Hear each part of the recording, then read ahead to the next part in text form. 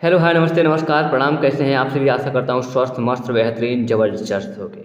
आज आप सभी के लिए क्लास होने वाला है बायोलॉजी का, जीव जनन कैसे करते हैं। इसका हम लोग आज करेंगे फास्ट ट्रैक रिवीजन। ठीक है, तो आज का क्लास बहुत शानदार है, ज़बरदस्त है, मस्त है और पीडीएफ भी बहुत सोच समझ के बनाया गया है मेरे साथी। तो बिना देर करते हुए सेशन को लाइक कर दीजिए, चैनल पर नए हो तो सब्सक्राइब कर दीजिए और दोस्तों के पास शेयर करना ना भूलिएगा, क्योंकि आज की क्लास आपके बोर्ड एग्जाम के लिए बहुत महत्वपूर्ण होने वाली है। और आज जो इस क्लास में पढ़ाया जाएगा ये 100% मैं गारंटी लेता हूँ कि इस क्लास में जो आपका जीव जन्म से क्वेश्चन आता है 100 में से 100% आता भी है और इसमें से आपको कुछ ना कुछ देखने को जरूर मिलेगा। जैसे आपके समक्ष दो चित्रें दिख रही होगी, ठीक है, इन दो चित्रों में से कोई ना कोई एक चित्र जरूर आ सकता है। ठीक है, तो अभी तक आपने सेशन को लाइक नहीं किया है तो फटाफट कर दीजिए और बढ़ते हैं बिना देर करते हुए अपनी क्लास की तरफ और अपने दोस्तों के पास शेयर करना ना भूलिएगा। ठीक है, तो क्या आप सभी तैयार हैं? अगर तैयार हैं तो कमेंट बॉक्स में एस जरूर टाइप कीजिए। अगर तैयार हैं तो एस जरूर टाइप कीजिएगा ताकि मुझे ये पता चल सके कि हाँ आप सभी भी मेरे साथ तैयार हैं। तो बढ़िया, चलिए बढ़ते हैं अपनी क्लास की तरफ। तो आप सभी ध्यान से देखिए, आज का क्लास आपका है, चैप्टर भी आपका जीव जनन कैसे करते हैं, इसका हम लोग करने वाले हैं फास्ट ट्रैक रिवीजन। इस समय रिवीजन चल रहा है, महा मैराथन आपको बहुत जल्द मिलेगा मेरे साथी, जो आपके बोर्ड एग्जाम से डायरेक्ट मैच करेगा। तो देखिए क्या होता है कि प्रत्येक जीव कुछ निश्चित समय तक ही क्या रहते हैं, जीवित रहते हैं। ठीक है, कोई भी जीव हो एक निश्चित समय तक जीवित रहता है, जैसे 50-60 साल, 60-12-60। ठीक है, तो जिसका जैसे जीवन अवधि होती है वो इतना ही समय तक जीवित रहता है। जो उस जीव को जीवन काल कहा जाता है, जो जीव का जो जीवन होता है उसे हम क्या कहते हैं, जीवन काल कहते हैं। अतः अपनी जाति एवं वंश की निरंतरता को बनाए रखने के लिए अपने जैसे जीव को उत्पन्न करने की क्रिया को जनन कहते हैं। समझ में आया कि जनन किसे कहते हैं? जनन किसे कहते हैं? प्रत्येक जीव अपने, ऐसा भी कह सकते हैं, प्रत्येक जीव अपने वंश की निरंतरता को बनाए रखने के लिए क्या करते हैं, जो अपने जैसे जो जीव उत्पन्न करते हैं उसे हम क्या कहते हैं, जनन कहते हैं। अब देखिए जनन के आधार पर क्या होता है कि जनन के पश्चात उत्पन्न संतति अपने जनक के समान होता है। अगर जनक के आधार पर देखेंगे तो कोई भी संतति अगर उत्पन्न होगा तो वो सेम अपने जनक के समान दिखाई देगा। ठीक है, इसका मुख्य कारण अनुवांशिक पदार्थ डीऑक्सीराइबोस न्यूक्लिक अम्ल, जिसको एसिड बोलते हो, ठीक है, यानी कि डीएनए है, जिसका आनुवांशिक प्रमुख कारण क्या है, डीएनए है, जो संपूर्ण जीव की आनुवांशिक इकाई होती है। जो संपूर्ण जीव की क्या होती है, आनुवांशिक इकाई होती है। तो ये तो रहा एक छोटा मोटा डायग्राम आप सभी के लिए। अब बढ़ते हैं अपने टॉपिक की तरफ कि जनन के प्रकार। अभी तो आपने जनन समझा कि क्या होता है, लेकिन अब समझेंगे कि जनन के प्रकार कितने होते हैं। तो ध्यान से देखिएगा, जनन के प्रकार यह दो प्रकार के होते हैं, एक होता है अलैंगिक जनन, दूसरा होता है लैंगिक जनन। तो लैंगिक जनन क्या होता है इसके बारे में भी देख लेते हैं और अलैंगिक जनन के बारे में भी हम देखेंगे। आपको एकदम निचोड़ के इसमें जो आपके जीव जन्म कैसे करते हैं बहुत एकदम बारीकी से, जीरो से शुरू हुआ है और हीरो तक जाओगे आप। ठीक है, तो दोस्तों के पास शेयर जरूर कर दीजिएगा, ये बात मत भूलिएगा। देखिए यहाँ पे आपका क्या है, अलैंगिक जनन के बारे में, जिसे अलैंगिक जनन को एकल जीवों में प्रजनन की विधि भी कहा जाता है। एकल जीवों में प्रजनन की विधि भी कहा जाता है। अलैंगिक जनन में आइए देखते हैं क्या होता है कि इस प्रकार से जनन में विशेष जनन कोशिकाओं के बिना एक ही जनक द्वारा नई संतति निर्माण होता है। इसमें क्या होता है कि इस प्रकार के विशेष जनन जो होता है ये कोशिकाओं के बिना ही एक जनक द्वारा नई संतति का निर्माण हो जाता है। ठीक है, और क्या होता है, इसके फलस्वरूप जिस संतति का जन्म होता है वह आनुवांशिक रूप से पूरी तरह अपने जनक के समान क्लोन होती है। जनक के समान कैसा होता है, क्लोन होता है। इसके अंतर्गत निम्न विधियां आती हैं। कौन कौन सी विधियां हैं? विधियां नंबर 1 में देखिए, नंबर 1 विधि है इसमें कि विखंडन। विखंडन के पश्चात इस विधि में परिपक्व जीव विभाजित होकर 2 या 2 से अधिक कोशिकाओं में विभक्त हो जाते हैं। इसके सर्वप्रथम केंद्र विभाजित होता है तथा बाद में कोशिका द्रव्य विभाजित होता है। इसमें सबसे पहले क्या विभाजित होगा? केंद्र आपके विभाजित होंगे, उसके बाद में क्या होते हैं? कोशिका विभाजित होते हैं। इस विधि द्वारा प्रायः एक कोशिकीय जंतु प्रजनन करते हैं। इस विधि द्वारा एक कोशिकीय जंतु प्रजनन करते हैं। यह 2 प्रकार का होता है। नंबर 1 है, देखिए यहाँ पे द्विविखंडन। देखिए यहाँ 2 विखंडन टाइप में प्रॉब्लम, बट नो प्रॉब्लम, ये कोई बात नहीं है, इतना जानिए। पहला होता है द्विविखंडन और दूसरा होता है बहुविखंडन।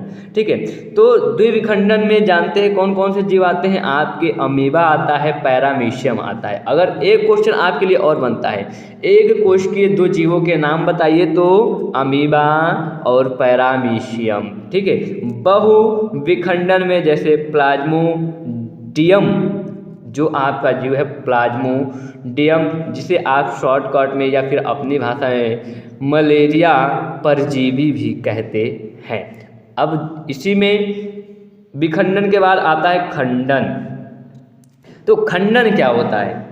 खंडन, इस विधि में बहुकोशिकीय जीव पूर्ण वृद्धि करके 2 या 2 से अधिक खंडों में टूट जाते हैं। 2 या 2 से अधिक खंडों में क्या होते हैं? टूट जाते हैं। इसके पश्चात प्रत्येक खंड वृद्धि करके पूर्ण जीव बना लेता है। उदाहरण के लिए स्पाइरोगायरा, क्या है? स्पाइरोगायरा है, राइजोप्स है, हाइड्रा है आदि। ठीक है, अब अगला इसी में आता है पुनरुद्भवन। पुनरुद्भवन पुनर्जनन, पुनरुद्भवन पुनर्जनन, ये क्या होता है? किसी जंतु के किसी भी कटे हुए भाग से, किसी भी जंतु के किसी भी कटे हुए भाग से नए जंतु का उत्पत्ति को पुनरुद्भवन या पुनर्जनन कहते हैं। उदाहरण के लिए हाइड्रा, प्लेनेरिया आदि। ठीक है, अब देखिए इसी में मुकुलन आता है एक शब्द। मुकुलन के बारे में आप लोगों ने सुना होगा। एक भैया 1 मिनट, ये क्या हो रहा है? 1 मिनट। मुकुलन, अरे बहुत आगे चल गया। विखंडन, हाँ, मुकुलन।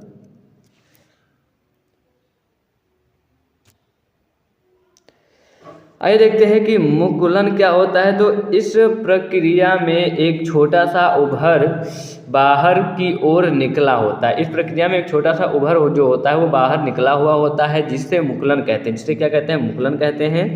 यह मुकुलन धीरे धीरे बड़ा हो जाता है और मात्र कोशिका से अलग होकर क्या होता है? मात्र कोशिका से अलग होकर स्वतंत्र पादप बना लेता है। उदाहरण के लिए ईस्ट और हाइड्रा है।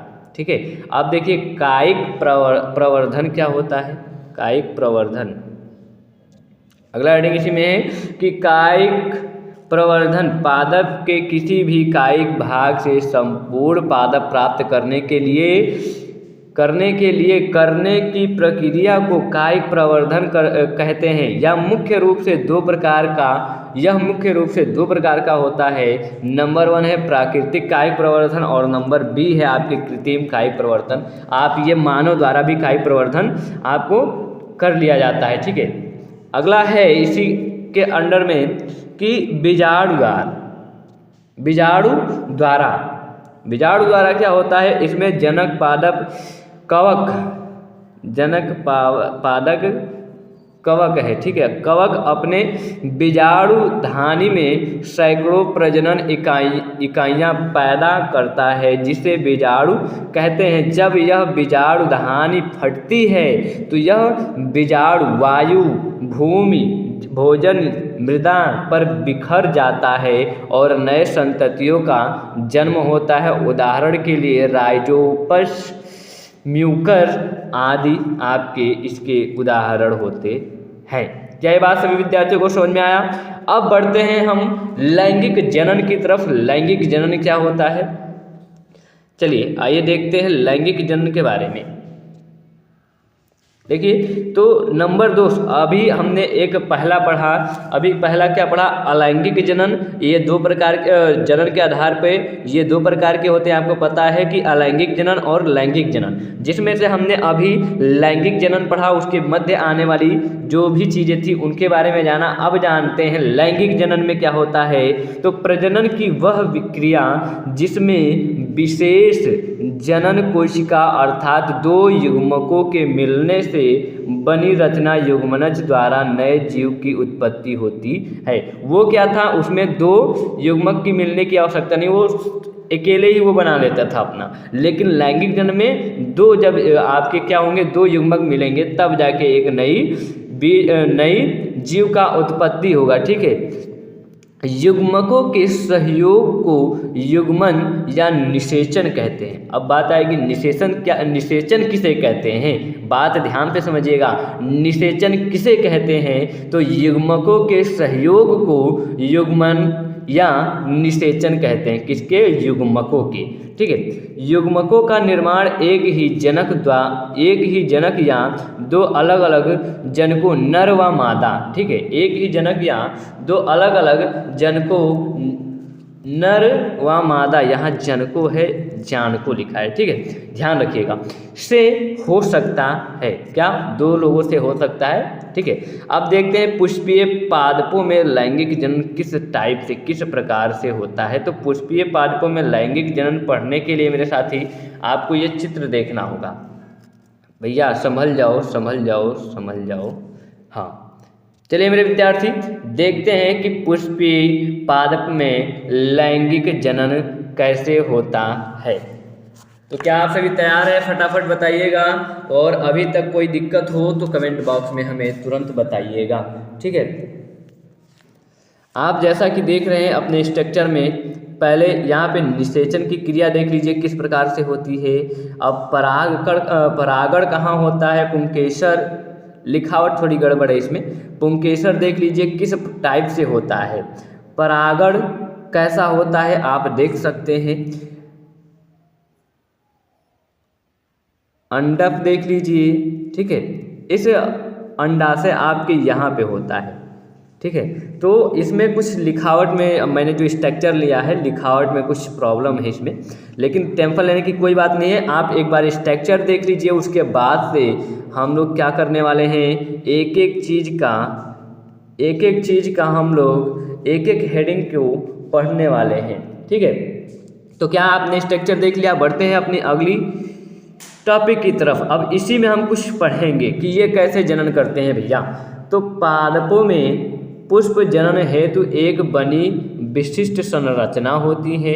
पुष्प एक संघनित रूपांतरित तना होता है। पुष्प वृत्त के शिखर पर पुष्पासन होता है। पुष्पन पर 4 पुष्प चक्र लगे होते हैं। इन्हें परिधि के केंद्र की ओर क्रमशः बाह्य दलपुंज दलपुंज, पुमंग तथा जायांग कहते हैं। ठीक है, क्या कहते हैं, जायांग कहते हैं। अब बात है कि परागण क्या होता है। अभी आपने देखा परागण को, तो परागण क्या होता है, तो किसी पुष्प के परागण का उसकी पुष्प या उसी जाति की किसी अन्य पुष्प के वर्तिकाग्र पर पहुंचने की क्रिया को परागण कहते हैं। क्या कहते हैं, परागण कहते हैं।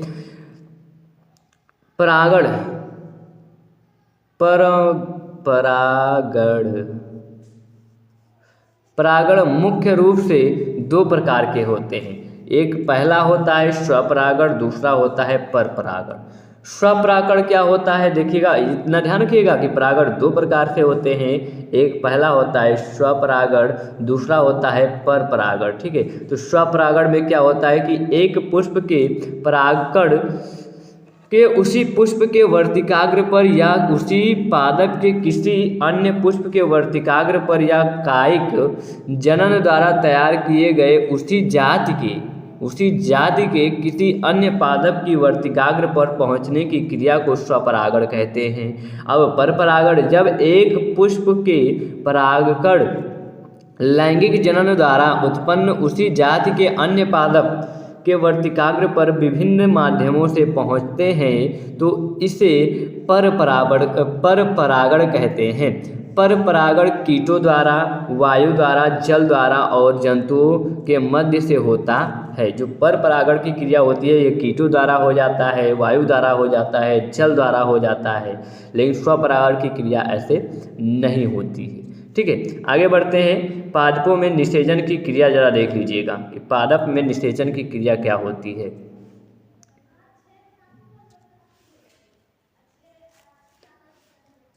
एक मिनट।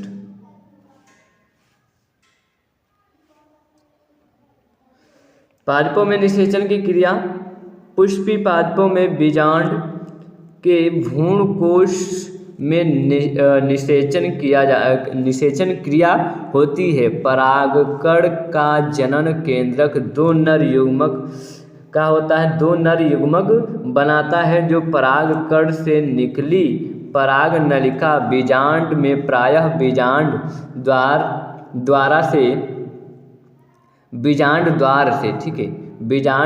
द्वार से प्रवेश करके दोनों नर युग्मकों को मुक्त कर देती है। एक नर युग्मक अंडकोशिका से संलयित होकर द्विगुणित युग्मनज बनाता है। यह सत्य निषेचन कहलाता है। यह क्या कहलाता है? सत्य निषेचन कहलाता है। दूसरा नर युग्मक द्विगुणित द्वितीयक केंद्रक से मिलकर त्रिगुणित यानी कि 3N प्राथमिक भ्रूणकोश केंद्रक बनाता है। यह वृद्धि करके पोषक उत्तक भ्रूणकोश का निर्माण करता है। इस क्रिया या प्रक्रिया को त्रिसंलयन कहते हैं। इस प्रक्रिया को त्रिसंलयन कहते हैं। यह निषेचन की क्रिया 2 बार होती है। यहाँ पे निषेचन की क्रिया कितनी बार होती है? 2 बार होती है। सत्य निषेचन व त्रिसंलयन होती है, अतः इसे द्विनिषेचन भी कहा जाता है। ये तो क्रिया त्रिसंलयन कहलाती है, लेकिन इसे द्विनिषेचन भी कहते हैं। आगे बढ़ते हैं अपनी अगली टॉपिक की तरफ। अगला टॉपिक आपके समक्ष है कि निषेचन एवं पश्च निषेचन परिवर्तन क्या होता है। तो निषेचन पश्चात अंडाशय फल में तथा बीजांड बीज में परिवर्तित हो जाता है। बीज के अंकुरण से नए पादप का निर्माण होता है। ये निषेचन के पश्च निषेचन परिवर्तन होता है। अब पढ़ते हैं मानव में लैंगिक जनन के बारे में। तो मानवों में लैंगिक जनन किस प्रकार से होता है, तो इसके बारे में ध्यान से देखिएगा। अभी तो ये हेडिंग है, कैसे शुरुआत होती है इसके बारे में हम सबसे पहले जानते हैं। तो किसी भी प्राणी के जनन करने योग्य हो जाने में यौन आरंभ कहते हैं। अगर किसी भी प्राणी के जनन करने योग्य अगर होता है उसे यौन आरंभ कहते हैं। इसकी आयु पुरुषों में लगभग 15 से 18 वर्ष के बीच में होता है और स्त्रियों में 11 से 14 वर्ष के बीच तक होता है।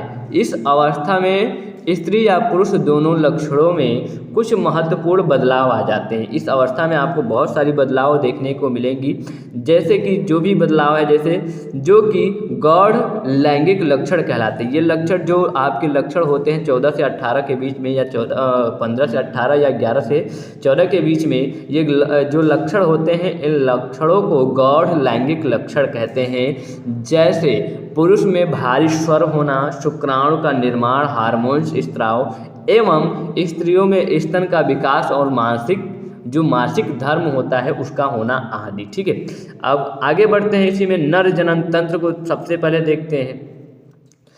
नर जनन तंत्र हेडिंग है, इसके अंतर्गत निम्न जनन अंग आते हैं। आपको नर जनन तंत्र देखने को मिलेगा। आपको जैसे अभी आपने फूल के बारे में देखा, फूल पुष्पीय पादपों में वो चित्र आ सकता है या फिर नर जनन तंत्र की चित्र आ सकता है। तो यहाँ पे देखिए शुक्राशय कहाँ पे है, ये आपको दिखाई दे रहा होगा। मूत्र नलिका आपको कुछ इस प्रकार से दिखाई दे रही होगी और ये है आपका पूरा मूत्राशय। ठीक है, मूत्राशय। ये नलिका आपको यहाँ पे दिखाई देगी, क्या है, स्खलन नलिका है। प्रोटेस्ट ग्रंथि आपको यहाँ पे कुछ इस तरह से दिखाई दे रही होगी। ठीक है, शुक्रवाहिनी आपको कुछ यहाँ पे दिखाई दे रही होगी और बाकी जो है नीचे देखते हैं। प्रोटिस्ट तक देखिए। हाँ, अब देखिए अधिविसरण कहाँ पे पाया जाता है, तो आप विसरण जो होता है उसके कुछ इस स्थान पे अधिविसरण होता है। विसर्णकोश में आपको विसरण पाया जाता है। ये आपका जो दिख रहा है ये विसर्णकोश है, ठीक है। और इसमें क्या होता है, विसरण पाया जाता है। ये आपके विसरण है। मानव में एक जोड़ी विसरण पाया जाता है, विशेष ध्यान रखिएगा। शुक्रवाहिनी आप लोग देख ही लिए और मूत्र मार्ग भी आप देख रहे हैं। ये देखिए इस प्रकार से है। और सीसन की बात करें तो आपको सीसन भी दिखाई दे रहा होगा। आइए अब इसी के बारे में हम पढ़ते हैं आपके टॉपिक के साथ। तो विसरण क्या है, ज़रा ध्यान से समझेंगे। तो विसरण, पुरुषों में एक जोड़ी विसरण होता है उदर गुहा से बाहर सीसन, ठीक है, ये सीसन लिखा है, के पास विसरण कोश में सुरक्षित पाया जाता है। जैसा कि आपने अभी देखा, विसरण में कुंडलित शुक्र नलिकाएं उपस्थित होती हैं जिसमें शुक्राणु जनन होता है। जिसमें क्या होता है, शुक्राणु जनन होता है। आदि विसरण क्या होता है, तो विसरण के चिपकी नलिकाकार लंबी संरचना होती है। इसमें शुक्राणु परिपक्व होते हैं। क्या होते हैं, इसमें शुक्राणु परिपक्व होते हैं। अगला देखिएगा, इसमें शुक्रवाहिनियाँ क्या होती हैं। शुक्राणु इसके द्वारा उदर गुहा में स्थित शुक्राशय में पहुंचते हैं। और शुक्राशय क्या है, यह थैलीनुमा संरचना होती है। इसका छाड़िया जो आपकी इसके छाड़िया पोषक होते हैं वो तरल तथा स्त्रावण, ठीक है, होती है, जिसमें शुक्राणु गति करते हैं। ये एक तरल और क्षारीय पदार्थ होती हैं जिसके माध्यम से आपके जो शुक्राणु होते हैं वो गमन करते हैं, गति करते हैं, ठीक है। आगे बढ़ते हैं। आगे है आपका मूत्र मार्ग, ठीक है, जिसको हम शुक्राशय श्रृंखलन भी कहते हैं। अभी आपने स्ट्रक्चर में देखा, नलिका की सहायता से मूत्र मार्ग में खुलता है जो शीर्ष के सिरे पर मूत्र जनन छिद्र द्वारा बाहर खुलता है। यह शुक्राणु तथा मूत्र को बाहर निकालने का संयुक्त मार्ग होता है। क्या मार्ग होता है, संयुक्त। बात आती है सीसन। सीसन क्या है, तो यह एक बेलनाकार पेशीय मैथुनांग होता है। बेलनाकार पेशीय मैथुनांग होता है जो मैथुन क्रिया में सहायक होता है। जो मैथुन क्रिया में क्या होता है, सहायक होता है, कुछ इस प्रकार से। और सीसन यहाँ पे पाया जाता है, ठीक है। अब देखिए सहायक ग्रंथियाँ कौन कौन सी है। सहायक ग्रंथियों के बारे में जान लेते हैं। सहायक ग्रंथियाँ प्रोटेस्ट का ऊपर होता है एक पेरिनियल ग्रंथि, नर जनन तंत्र का सहायक ग्रंथियाँ होती हैं। यह वीर्य निर्माण शुक्राणुओं को पोषण देने तथा उसकी जीवित रहने की सहायता करती हैं। जो शुक्राणु होते हैं उनको जीवित रहने में ये क्या करते हैं, सहायता करते हैं। आगे बढ़ते हैं। अब देखते हैं मादा जनन तंत्र क्या होता है। मादा जनन तंत्र में, मादा जनन तंत्र के अंतर्गत निम्न जननांग आते हैं। आप देखिए इस चित्र को ध्यान से, और इस जितने भी आपके इसमें आपको देखिए, सबसे पहले फैलोपियन आपको नलिका दिखाई देगी या फिर अंडवाहिनी। आप फैलोपियन नलिका या फिर अंडवाहिनी कुछ आपको इस प्रकार से दिखाई देती है, ठीक है। अब गर्भाशय आपको यहाँ होता है, तुम्बिका आपके कुछ यहाँ पे होता है, स्रावित अंड यहाँ से होते हैं, उत्पन्न होते हैं, जहाँ से स्रावित होते हैं। मध्य स्तर, अंतः स्तर, ये आपके कुछ परत होते हैं, ठीक है। मध्य स्तर, अंतर स्तर, और यहाँ पे अंडाशय का कुछ इस प्रकार से आपको अंडाशय होता है। झालरदार कीप जो दिखाई दे रहा है इस तरह से, ठीक है। अब देखिए इसी में अब कुछ आपको इस संरचना में यहाँ पे योनि दिखाई दे रही होगी। कुछ योनि अगर बाहरों से देखोगे तो कुछ इस तरीके से दिखाई देगा, ठीक है। तो मादा जनन तंत्र का ये रहा आधार दृश्य। अब इसी के बारे में पढ़ते हैं हम। नंबर 1 पे है आपका अंडाशय। अंडाशय, ठीक है। इनमें अंड कोशिका का निर्माण होता है। अंडाशय में क्या होता है? अंड कोशिका का निर्माण होता है। यह मादा हार्मोन प्रोजेस्टेरॉन तथा एस्ट्रोजन का भी स्राव करती है। ठीक है। नंबर दूसरा है अंडवाहिनियाँ क्या होती हैं? अंडवाहिनियाँ अथवा फैलोपियन नलिका। ठीक है। तो अंड कोशिकाओं को अंडाशय से गर्भाशय तक पहुंचाती है या फिर पहुंचाते हैं। ये क्या करते हैं? गर्भाशय तक ये अंडाशय से गर्भाशय तक पहुंचाने का कार्य करते हैं। गर्भाशय क्या होता है? गर्भाशय यह दोनों अंडवाहिनियों के खुलने का स्थान होता है। जो दोनों अंडवाहिनियाँ होती है वहाँ ये खुलने का स्थान होता है, जहाँ पे क्या होता है? भ्रूण का परिवर्धन एवं भरण पोषण यहीं से होता है। योनि क्या होता है? नलिका समान मूत्राशय तथा मलाशय के मध्य स्थित होता है। ठीक है। यह मैथुनांग एवं रजोधर्म के स्राव का मार्ग होता है। ठीक है। अभी जैसा कि आपने चित्र में देखा, आगे बढ़ते हैं। इसमें कुछ सहायक ग्रंथियाँ क्या होती हैं मादाओं में? ठीक है। सहायक ग्रंथियाँ जो होती है बार्थोलिन एवं पेरिनियल सहायक ग्रंथियाँ होती हैं। याद रखिएगा, मादा और नर दोनों में ग्रंथियाँ सहायक ग्रंथियों का नाम आ सकता है। इस बात को विशेष प्रकार से ध्यान रखिएगा। आइए पढ़ते हैं अब निषेचन एवं पश्च निषेचन परिवर्तन क्या होता है। तो मानव निषेचन करता है, उसके फलस्वरूप क्या होता है? मानव में लैंगिक जनन कुछ इस प्रकार से आपको स्ट्रक्चर देखने को मिलेगा। ठीक है। स्ट्रक्चर आप देखने को मिलेगा, ये देखिए, ये पुरुष स्त्री और यहाँ पे शुक्राणु जब ये संभोग करते हैं तो क्या होता है? शुक्राणु प्लस अंडाणु आपस में क्या होते हैं? मिलते हैं। अब यहाँ से मिलने के बाद कुछ इस प्रक्रिया होते हुए 9 वर्ष के बाद जो भ्रूण होता है आपको कुछ इस तरह से विकसित हुई दिखाई देता है और एक शिशु का जन्म होता है। इस प्रकार से होती है जनन, मानव में जनन प्रक्रिया।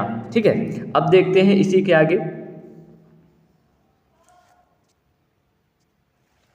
साथ में देखिएगा, नर तथा मादा युग्मक अवगुणित होते हैं। मैथुन के समय शुक्राणु योनि मार्ग से मुक्त होते हैं। यहाँ से वे ऊपर की ओर गति करते हैं। कहाँ पे गति करके अंडवाहिका तक पहुँच जाते हैं, जहाँ पे शुक्राणु अंड कोशिका से मिल जाता है। इस शुक्राणु एवं अंड कोशिका के संयोग से निषेचन कहते हैं। इसे क्या कहते हैं? निषेचन कहते हैं। जैसा कि आप अभी चित्र में देख रहे हैं, ये क्या हो रहा है? संभोग के बाद जो शुक्राणु है और अंडाणु के मध्य निषेचित हो रहे हैं। इस प्रक्रिया को हम क्या कहते हैं? निषेचन कहते हैं। इसके फलस्वरूप द्विगुणित युग्मनज का निर्माण होता है। निषेचन के 1 सप्ताह पश्चात युग्मनज गर्भाशय में स्थापित हो जाता है। अभी आपने जो चित्र देखा उसी के बारे में हम देख रहे हैं इसमें। ठीक है। उसी के बारे में हम पढ़ रहे हैं। यहाँ पे आपको लिखित माध्यम से दिया है मैंने। यह प्रक्रिया गर्भधान कहलाती है। ये जो प्रक्रिया होती है गर्भधान कहलाती है। अब यहाँ पे देखिए, भ्रूण को माँ के रुधिर से ही पोषण मिलता है। इसके लिए एक विशेष प्रकार की रचना होती है जिसे जरायु या अपरा कहते हैं। क्या कहते हैं? अपरा कहते हैं। युग्मनज गर्भ में लगभग 9 माह के समय में विकसित हो जाता है और गर्भाशय की पेशियाँ जो विकसित होने के बाद गर्भाशय की पेशियाँ के लयबद्ध संकुचन से शिशु का जन्म हो जाता है। इस प्रकार से एक मनुष्य का जन्म होता है। ठीक है। मासिक चक्र क्या होता है? मासिक चक्र के बारे में आप सभी जानते होंगे कि अंडाशय के प्रत्येक माह में अंडा जो होता है एक मोचन करता है। अतः निषेचन अंड की प्राप्ति हेतु गर्भाशय प्रति माह तैयारी करता है। ठीक है। और परंतु निषेचन ना होने के अवस्था में, जब होता है कि निषेचन नहीं होता, हर एक माह में ये तैयारी करता रहता है, लेकिन जब निषेचन ना होने की अवस्था में देखा जाए तो गर्भाशय की अंतः परत धीरे धीरे क्या होने लगते हैं? टूटने लगते हैं और टूटकर योनि के मार्ग से रुधिर एवं म्यूकस के रूप में से निष्कासित होती हैं, ठीक है, निष्कासित होती हैं, जिसे आप पीरियड्स भी कहते हैं। निष्कासित होने लगती हैं जब निषेचन नहीं होता है। इसके स्राव अथवा रजोधर्म कहते हैं, इसे स्राव अथवा रजोधर्म भी कहते हैं। इस संपूर्ण चक्र में लगभग 28 से 30 दिन का समय लगता है। अगर मासिक चक्र के बारे में लिखने के बाद तो अगर आप इतना लिख रहे हो तो पूरे के पूरे नंबर मिलने वाले हैं। आज की जो क्लास आपकी है बहुत शानदार है और आपके लिए मोस्ट इम्पोर्टेंट टॉपिक होने वाला है, क्योंकि इससे बहुत सारे क्वेश्चन आते हैं, ठीक है। बात आती है जनन स्वास्थ्य। तो जनन स्वास्थ्य के बारे में बहुत छोटा छोटा हेडिंग है, इसके बारे में जान लेते हैं। जनन स्वास्थ्य का तात्पर्य जनन के समस्त स्वस्थ विषयों के योग से है, जिसमें शारीरिक, भावनात्मक, व्यवहारिक तथा सामाजिक पहलू भी सम्मिलित होते हैं। लिंगानुपात के बारे में देख लीजिए। लिंगानुपात यह जनसंख्या में पुरुषों की तुलना है महिलाओं की संख्या का अनुपात होता है। पुरुषों की तुलना में महिलाओं की संख्या का अनुपात लिंगानुपात कहलाता है, ऐसा आप लिख सकते हैं।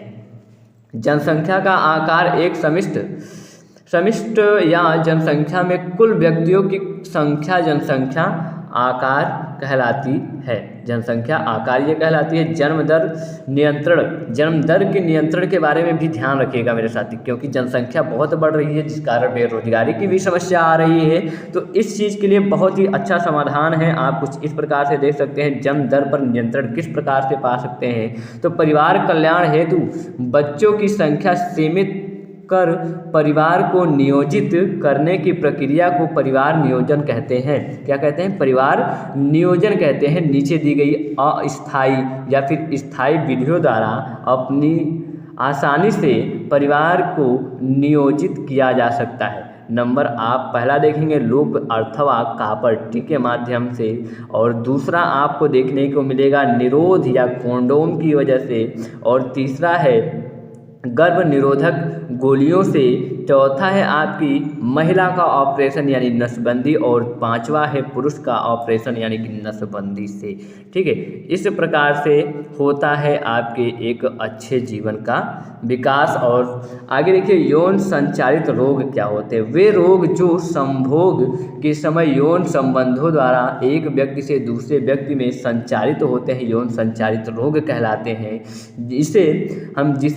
इन्हें हम रजित रोग भी कहते हैं। अगर रजित रोग पूछ ले तो आपको लिखना होगा कि वे रोग जो दो संभोग के समय यौन संबंधों द्वारा दो व्यक्तियों में संचारित होते हैं, वे रजित रोग कहलाते हैं।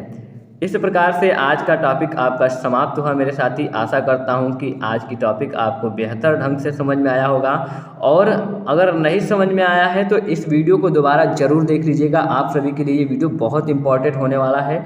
आप सभी के पेपर में इस चैप्टर से ज़रूर आपको क्वेश्चन देखने को मिलेंगे, और मैंने जितना पढ़ा है इसमें से आपको क्वेश्चन फंसने वाले हैं। आज के इस चैप्टर बहुत मोस्ट इम्पॉर्टेंट चैप्टर, वो बहुत महत्वपूर्ण चैप्टर था। ठीक है, तो फिर मिलते हैं एक नई शानदार क्लास के साथ। तब तक के लिए बाय बाय, टाटा, धन्यवाद।